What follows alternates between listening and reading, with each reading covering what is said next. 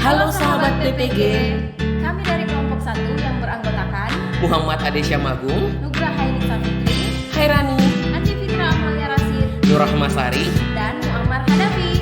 Kali ini kami akan memberikan gambaran terkait pendidikan yang berpihak pada peserta didik. Dan memerdekakan peserta didik. Selamat menyaksikan.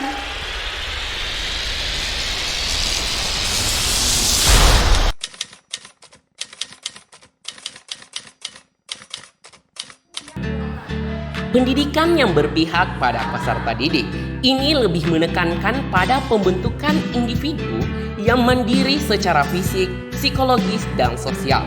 Tujuannya adalah untuk menciptakan peserta didik yang memiliki kesadaran akan hak dan kewajiban mereka sebagai bagian dari masyarakat, serta mampu berkontribusi secara aktif dalam kehidupan masyarakat. Pendekatan pendidikan yang berpihak pada peserta didik ialah untuk memerdekakan peserta didik dengan memberikan kebebasan dalam menentukan tujuan pembelajaran, cara belajar, dan evaluasi hasil belajar. Memberikan ruang yang lebih besar bagi partisipasi aktif anak dalam proses pembelajaran dengan pendekatan yang responsif terhadap kebutuhan, minat, dan perkembangan mereka. Implikasi pendidikan yang berpihak pada peserta didik ialah mendorong kemandirian, inisiatif, dan kesadaran sosial peserta didik, melibatkan mereka dalam pengambilan keputusan, refleksi, serta mempersiapkan mereka untuk beradaptasi dalam perubahan dan menjadi anggota masyarakat yang berkontribusi.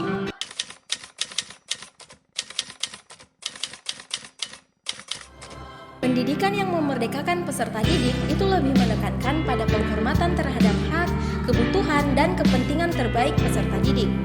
Mengutamakan kepentingan individu dengan memastikan bahwa pembelajaran dan lingkungan sekolah mendukung perkembangan, keselamatan, dan kesejahteraan anak. Pendekatan pendidikan yang memerdekakan peserta didik memastikan bahwa kebijakan, kurikulum, dan proses pembelajaran diatur dan disesuaikan agar sesuai dengan kebutuhan, minat, dan perkembangan peserta didik. Berfokus pada memberikan perlindungan, dukungan, dan kesempatan yang sama bagi setiap individu untuk berkembang. Implikasi pendidikan yang memerdekakan peserta didik membangun rasa aman, keterlibatan, dan penerimaan diri peserta didik, mendorong penghargaan terhadap perbedaan, menyediakan lingkungan yang inklusif, dan memberikan dukungan yang diperlukan agar setiap peserta didik dapat tumbuh dan berkembang sesuai potensi mereka.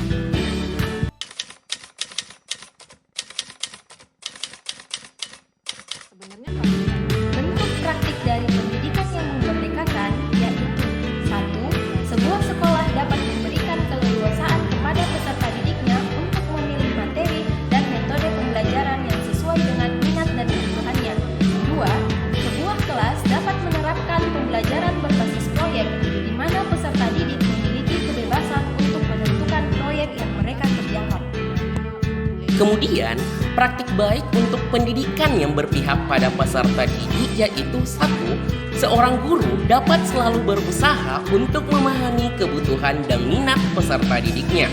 2. Sebuah sekolah dapat menyediakan fasilitas dan sumber daya yang memadai untuk mendukung pembelajaran peserta didik.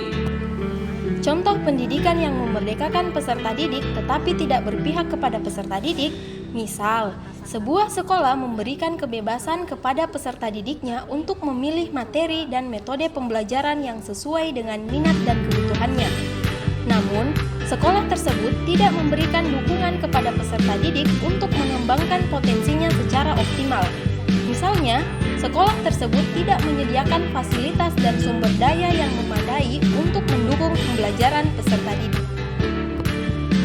Contoh pendidikan yang berpihak pada peserta didik tetapi tidak memerdekakan.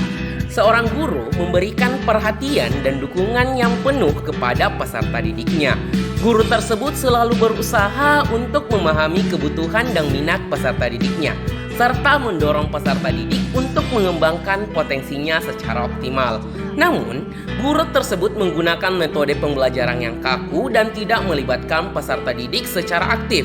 Misalnya, guru tersebut hanya memberikan ceramah dan tidak memberikan kesempatan kepada peserta didik untuk bertanya atau berdiskusi.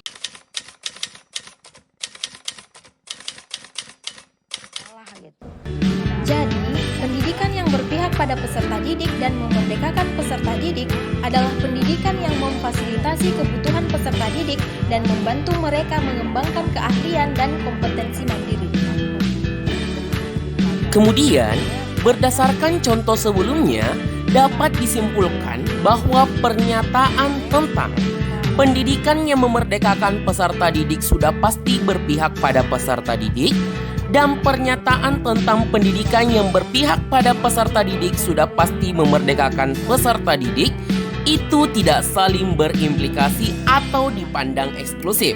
Hal ini karena pendidikan yang memerdekakan peserta didik tidak selalu berpihak pada peserta didik, dan pendidikan yang berpihak pada peserta didik tidak selalu memerdekakan peserta didik. Terima kasih teman-teman. Sampai jumpa lagi sahabat PPG.